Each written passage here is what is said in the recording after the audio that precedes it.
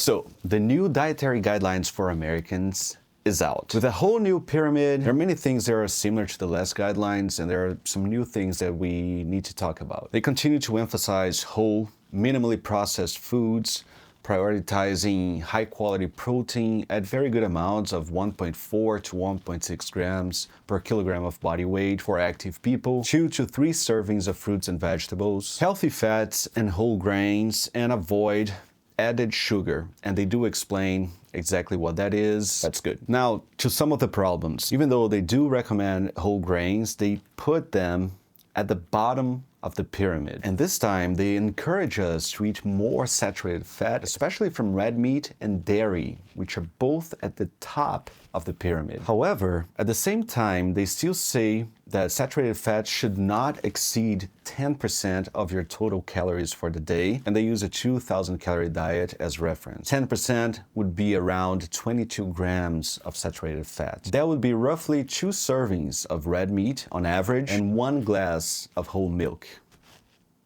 How can they be at the top of the pyramid? That's already a not very easy recommendation to follow. Now, alcohol is not limited anymore to 1 or 2 drinks a day, even though we know that 1 drink a day is enough to increase the risk of various types of cancers, change your brain architecture and volume. And the justification is because alcohol brings people together. In their own words, alcohol is a social lubricant. So alcohol is a social lubricant that brings people together. Just like cigarettes and other drugs, and that doesn't make them healthy either. Also, one of the references they used for alcohol consumption is actually for a vitamin B12 study, completely unrelated to alcohol.